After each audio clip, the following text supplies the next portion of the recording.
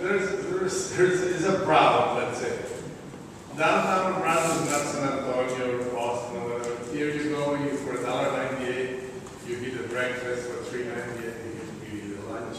People here cannot afford to pay the kind of money. The biggest problem in the downtown area is the employees. About 60 or 70% of the departments are occupied by employees. Then there should be a way how to take care of it. Like you mentioned before that there is parking lots here in the city. You have never said anything like that or advertised for people to be able to go and lease one of those spaces. So you have to tell people how, and it should be a rate that would be, I mean, people like that, they don't even make minimum wage because they give them 20 hours a week or 30 hours a week, they make about $100 a week. So find a way how to give the employees parking. If you take away the employees parking, you will you'll be a lot of parking there. Now, you have to look at different things. Like the downtown area is paying taxes just like we pay, like you say now that everything went up. We are paying the same amount of taxes. And our buildings are empty now. Half of them are empty and some of them we lowered the prices. Then basically all the stores that are still in the downtown area don't sell items that are more than $10 to $15. Before we used to sell stuff for hundreds of dollars. Now it's secondhand clothing or the cheapest stuff that you can buy. So you're catering to a phenomenon that comes they cannot pay that. I would support keep the 25 cents, but like the employees is like Ray said, more than 2 hours, give them a ticket, and I would hike the ticket, not $5, but $20, so they will not come back to the parking again. But this is the problem that the employees and the owners do. Thank you.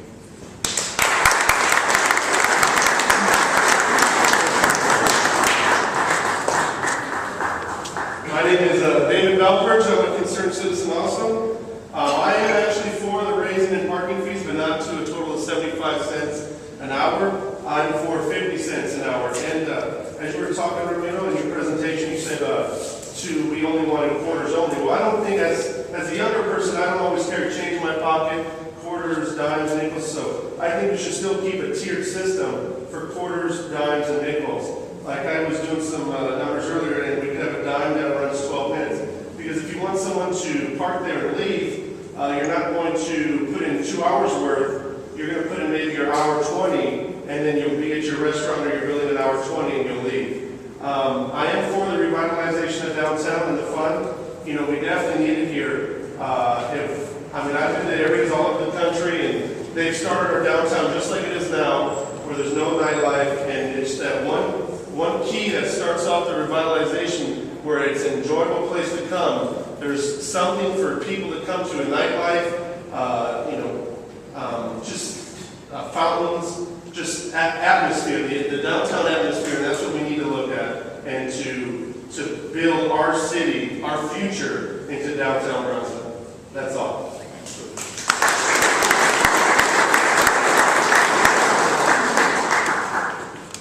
My name is Roberto Zamora. I'm the owner of Plaza Don't Acre Center on the corner of Washington and International.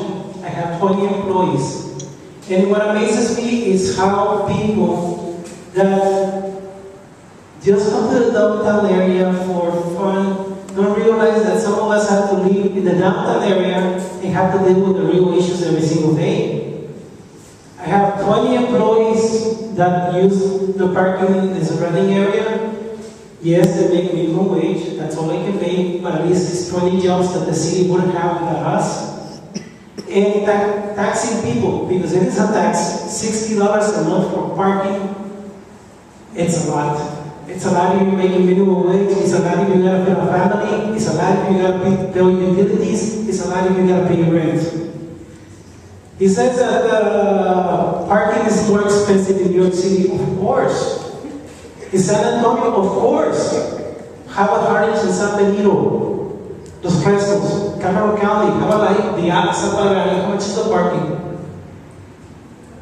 Now, if you're going to compare apples to apples, compare people to rates right here in the valley, not rates from New York City.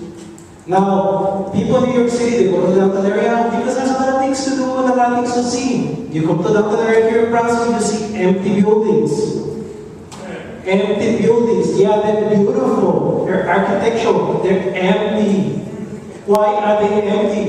Could it be because people that used to come downtown to shop have to worry so much about getting a stupid ticket for $5 that they cannot afford, or they cannot just relax and come and shop and do whatever they want to do because they know that the people from the parking meters are sitting there waiting for their time to expire so they can give you that little ticket. Of course, people that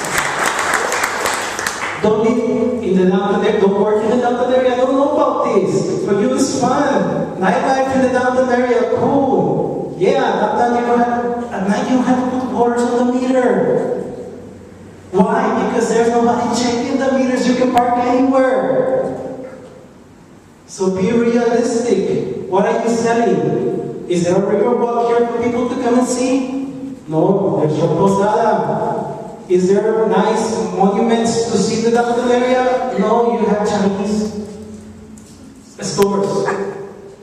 So what is it that you're trying to sell? Now you say you're going to improve the downtown area. I'm a merchant. Tell me where you want flowers and I'll put flowers. Tell me what color you want and I'll plant the color that you want. You want a little tree? I'll plant a little tree.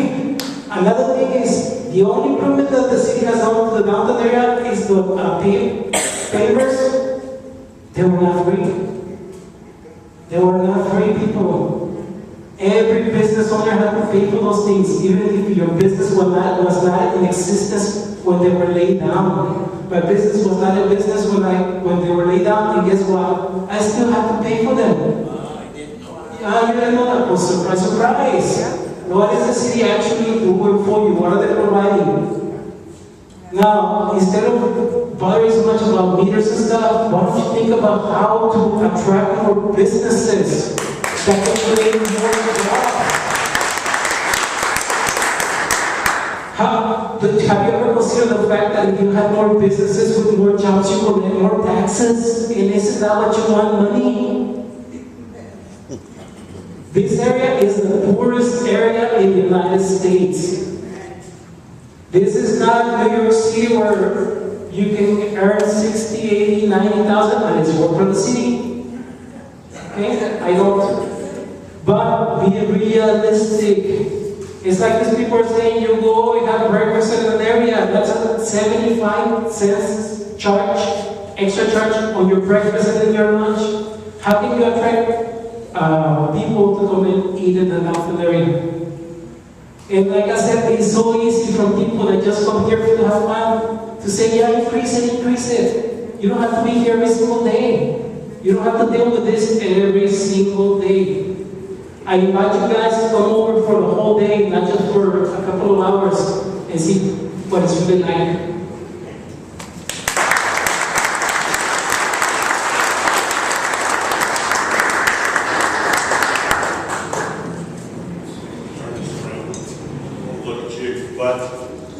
Good evening, my name is Larry Jones. I represent about 3 or 4 buildings downtown. I agree. I don't think we are ready for 75-cent parking at this particular point in time. Why? Because I have a 6,000 square foot building in the Majestic out of 14,000 feet that's empty. I have 2 on Levy that are empty. Number of people in this room have buildings that are empty. How can we afford to pay 75-cent parking when we have empty buildings? And by the way, I would like to thank 3 commissioners for coming this evening. All of us really appreciate y'all taking the time. We've got a situation in downtown. We've got to get it corrected. 1, commissioners, we need to figure out how to move the employees of downtown into an area where they can park and free up the spaces so customers can use them. That's right, brother. You know, that's important. Could those customers pay today 50 cents to park? Yes, I think they can, but we're not ready for 50 cents. Are we ready for a $10 fine for those who exceed the 25-cent parking limit right now? Possibly. If this will free up some of the spaces. But more importantly, let's get our employees into an area where they can park. Hopefully we'll begin to find new tenants to come into downtown Brownsville and fill up the buildings that are empty. Then we can look at 50 and 75-cent parking. But until then, we've got to find some other solutions. Thank you very much.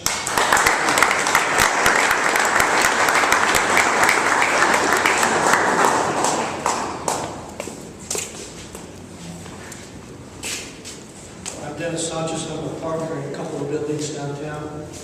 And I really want to thank the city for setting up this workshop, because I think it's great because we're able to hear new ideas from everybody and everybody's point of view. Because before this, I can tell you in 2011, I sat in a meeting with a bunch of property owners, with some city representatives, and we were talking about doing a downtown study for the revitalization of downtown Brownsville.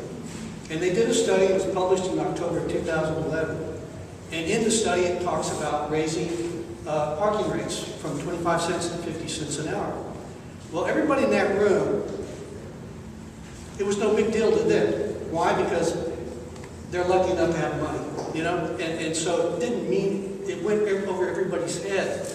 But after sitting here tonight and listening to everybody, I think I've been sensitized to how price-sensitive Brownsville is, how it affects a particular restaurant like Tequila's and Oyster Bar and some of the other restaurants that a lot of people probably wouldn't come over and park in front of them if they had to pay 75 cents an hour. So I think what I've learned tonight is that we have to sit together with the city of Brownsville and come up with some more constructive ideas as to how to deal with it. One of the best ideas I heard tonight was from Ray Garza, who talked about setting a 2-hour limit on parking so that employees cannot abuse that parking privilege. But I also heard that perhaps those employees need to be provided with an extra space at an affordable rate where they can move their cars to, and then the employers, who should be behind this whole deal, should be saying, okay, if you're going to work for me, you've got to go use that parking lot 4 blocks away, but it's going to be cheap, and you can walk the 4 blocks, and everybody will be okay. We need to work in this together, because I know Ramiro and Roman and everybody else have been trying to revitalize Brownsville. Mr. Barton says we're on life support, and I agree. Downtown Brownsville is on life support, and we need to revitalize it as a community. We need to revitalize it.